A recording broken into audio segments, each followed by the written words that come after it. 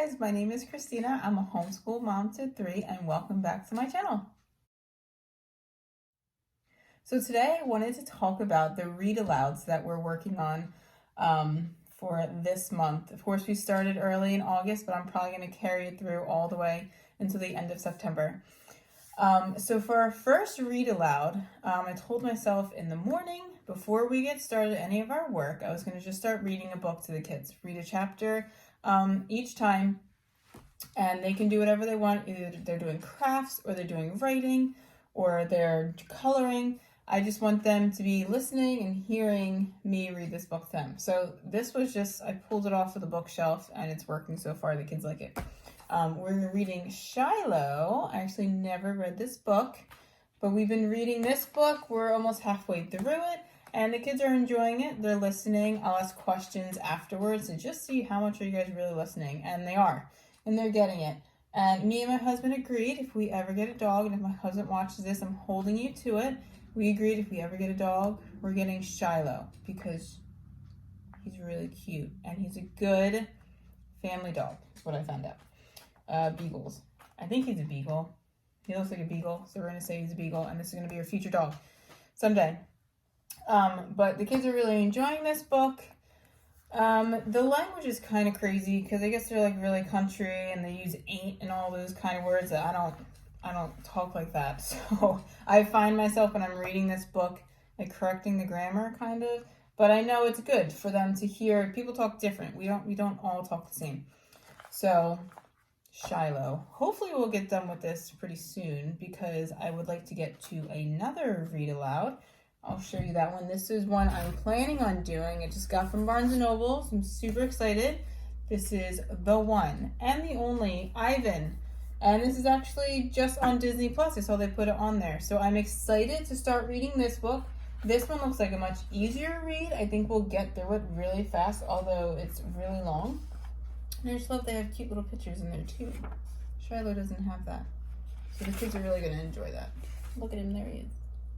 But I plan on reading this, and then when we're done with this book, we're going to watch the movie. I'm excited to do that. I want to find more read-alouds where we can read the book and then compare it to the movie to see things that are different and things that are the same and things that can be brought to life. So that'd be really cool. So this is the one and the only Ivan, and there is a I don't know if it's a sequel or it's just another book about the same thing, but it's the one and only Bob. And that's out now too. Apparently this book isn't as new as I thought it was, but we're excited to do this one. And now I'm just going to go over some books that we read every day, just because I showed you this one when I was going over our curriculum, I think. This is Indescribable. It's 100 devotions about God and science. And I really enjoy this one because I still haven't gotten my my science curriculum. So we're working through this. I will read this mostly with Jack and Luke, my two little ones, when we're doing our calendar. After we do our calendar and our nursery rhyme and our pledges, I will sit down with them and read this. And Kai is right here, so I know he's hearing this. But it's the cutest book. It just has a verse, and then it just talks about something. So let me go to, so I just want to show you like the first one that's on here. It's called A Blank Page. So you see it has the verse up top. It's got a little story to tell, and it's got some fun facts, and it has a prayer at the end, which I thought was super cute. So this one was just saying how, I'm going to read the first line. It says, every picture or story starts with a blank page. So this is talking about creation, how God started with nothing. So I thought that was a great visual. I think I gave the kids a piece of paper, and I said, I'm going to read this. Look at this blank piece of paper. There's nothing on it. But as we start to write, we start to create things, and I was able to tie that into creation. And then at the end, we just said a little prayer together. And like I said, there's a verse up here. And just random fun facts. But it was fun for the kids, and we were learning about sloths. I think I posted this one. I got to tag it down below when I was doing my morning time routine. And the kids were going really slow, like the sloth. It was really fun.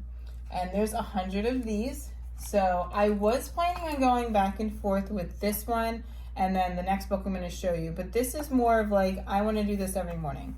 So we've been doing this book every morning. I will link all of these down below if you guys are interested. So I was going to do like back and forth between that book and then our Tiny Truths book. This is Wonder and Wisdom. So I was going to go back and forth, but this one we're doing before bedtime. So it's been fun. We've been reading this. It's Everyday Reminders from Psalms and Proverbs. And it's really cute. I love their illustrations. It's really fun. We went over like how God made the world, which was cool because I tied in together with this one and my Indescribable book. And then how God made you and just how God's always with us. And when life is difficult, those are the ones that we've done so far. And again, it just explains about the psalm or the proverb. And also it has the verse down below. And sometimes there's prayers in it too. But look how cute. The illustration's really cute too. That keeps the kids, it keeps their attention. That's really cute. I'm really enjoying these two books. They also have another, well, they have the illustrated Bible down here. They have the illustrated Bible, which was cute, but I mean, my kids already have Bible, so I didn't want to throw that into the mix too. Okay, this last book was a library book. We were learning about apples, so I got some library books. This one, okay, just watch the next video about Jack. 8 red apples hanging on a tree. Yippee! Fiddle-dee-fee! Donkey came and ate one. Gobble, gobble, gobble. Hee-haw! Fiddle-dee-fee! Okay, how cute. Jack is obsessed with this book. I'm reading this book about like 4 or 5 times a day. And I mean, to the point, I'm like, Jack, pick up the book and you can read it yourself because you know exactly what they're going to say. Like I said, this is from the library. It's called 10 Red Apples. And it's really cute and it flows really well. So Jack's picking it up and he loves this book. It's a good counting book. We count the apples on here. And a lot of rhyming. So we're able to flow and Jack gets it. And Luke will tag along too. And I read this book, but it's really cute. The animals keep stealing his apples. And at the end, his wife's like, yo, farmer, you took all my apples. Now I can't make any pie. I think that's what she was trying to make. I'm just going to give the whole book away because it's really cute. Oh yeah, no red apples to bake for my pie. So I'll leave you hanging. They go find something else that can help her out. But it's just cute because you go through all the animals, you go through the animal sounds, you can count the apples, and it's like it's the same rhythm. So I really like this. And Jack is literally upset. He's obsessed. He's going to be upset when we have to take it back to the library. I'll probably have to renew this one even when we're not learning about apples anymore. But those are our read-alouds. For like I said, we started like the middle of August, so until the end of September. And I'm sure the Indescribable and the Wonder and Wisdom's, the Tiny Truth one, will be going on for a while anyway. I plan on using that. Indescribable has another book, like another one that adds on to this with more devotionals. I plan on getting that when we're done with this one.